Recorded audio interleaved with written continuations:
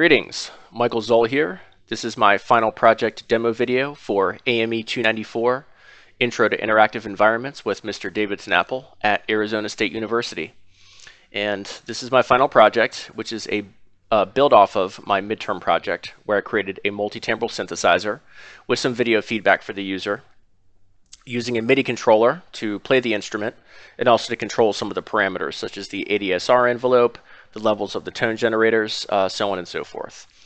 And my goal with this project was to build on top of that and add a little bit more flair to the video feedback that you got from playing it with the MIDI controller. And then I wanted to add another interactive feature using the Blob Detection to actually play the synthesizer. So here we go. For the basic video feedback portion of this patch, of course we're doing a JIT.grab to do a capture of the user. And it's divided up with a JIT.scissors into 12 different regions, corresponding with notes 1 through 12 of an octave on the keyboard. Divided up with this patch here, just divided up by the MIDI notes on the keyboard. And the video manipulation is done in this subpatch right here for each scissored region.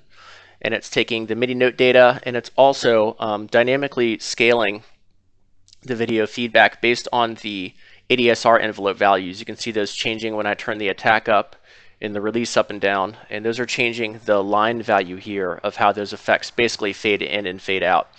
And I'm using a JIT.percosa to increase the brightness a bit, and a JIT.sprinkle as well, just for fun. So it looks a little bit like this.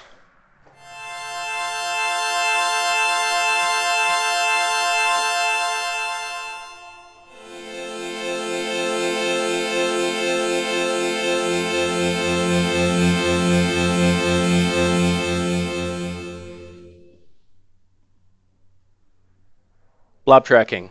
We're going to be using blob tracking in this patch, and we're going to be taking the X and Y values of the blobs that are being drawn, as long as the blob size, and we're going to be using that data to trigger MIDI notes to be played back in the synthesizer. So to get the blob tracking going, bringing in the JIT.grab, converting it to a JIT matrix 4 plane, converting it from RGB to Luma so that we can do the frame differencing and absolute difference processing necessary for the various functions that we want to achieve in this patch. And we're going to be using blobs.centroids to draw the blobs that we want to use and get the data out of them as well. And it does background removal so that it will only be tracking the movement and the difference of whoever is interacting with this particular instrument. And if I duck out of here, I can do my background removal, and you can see here the background removal difference here. And this is our frame differencing as well, including the background removal. And you can watch the various video types, whichever one you want, while it's in presentation mode, just for fun. Toggle between normal and frame differenced, and the different frame difference modes that you would like to view. You can either see yourself as the ghost, or you can see just the frame differencing and see yourself as the dark ghost, I suppose. So, moving on to a little bit more about that. So we're going to need to convert this blob data into MIDI data. So how are we going to do that? I'll show you how. Over here in my blob notes patch, I have taken the data coming from the JIT matrix, sending in from our centroids, and unrolling that into the various planes and splitting it up. I set it up so that you can have a maximum of 6 different blobs triggering notes at any given time. And for here, we've taken the data and brought it into a JIT.spill so we can roll out the plane data with a list length of 6. And this is for the X coordinate on plane 0. Plane 1 is for the Y coordinate, and plane 2 is for the blob size. So basically the way that we're going to set this up is that the X and Y coordinates need to fall within a certain range, based on the JIT.scissors locations on screen. And then the blob size needs to be a certain size as well. I believe I set it to be above 5,000 for it to actually trigger a MIDI note to play back. And you can see that I'm unpacking these lists here and sending them out into individual blob X coordinates, individual blob Y coordinates, and individual blob sizes, so that I can bring that into the next patch, which will determine whether or not that will play back a MIDI note. And before I move forward, I'll just address one of the problems that I ran into with using these blobs. Is that, as you can see, it's creating blob data up here based on the number of blobs that are on screen, and it's increasing the number of coordinates that it's giving us based on how many blobs are being detected. Well, if a blob, say the fifth blob appeared on screen, it was going to be sending data, to this number box, but it wasn't going to zero it out if the blob disappeared. So I created a simple patch just to zero that out if it wasn't receiving any float data within half a second. That's basically just, it's banging the input here.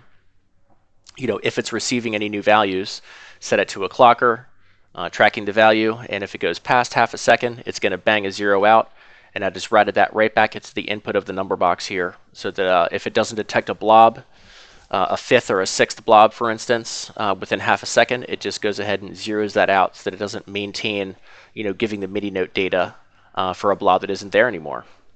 So to trigger our MIDI notes from the data that's being unrolled from the centroids, for each blob, it's getting its X, Y, and Z axis blob size data. And I am determining whether or not it's going to trigger the MIDI note using a series of if and else, then else statements. And 3 inlets for each one, X, Y, and blob size. And you can see here, it's for if the X value is greater than or equal to 0 and less than or equal to 179. For the Y value, if it's greater than or equal to 0, less than or equal to 159. And the blob size is 5,000, then it's going to send a 1, a bang.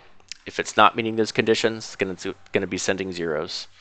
If it equals 1, it sends the bang, 1 bang to trigger the note. This would be note 77 at a maximum velocity of 127. And if you're not meeting those conditions, the blob is outside of that range. It's going to be coming through here and opening this 1 bang back up and sending a note off value. That would be note 77 with a velocity of 0, which is a note off. And I've done that for all of the notes that I wanted to trigger. An entire octave, not octaves. I set it up as root, third, fifth, ninth, and octave, I believe. And those are all being routed out of this single outlet here down at the bottom, which will trigger the synthesizer. And as you can see, I've replicated the system 6 times over to track 6 different blobs, triggering up to 6 different MIDI notes at any given time. And the messages that are being sent out of our blob note patch are being packed and pre-appended as a MIDI note and then set out of this outlet to the same input that it's shared with the MIDI controller. So now we can be sending packed MIDI note data the same way that we would with our MIDI controller, and we can control the system either with the MIDI controller or with the Blob Detection system, which is a ton of fun to play, and I'll show you that in just a second here.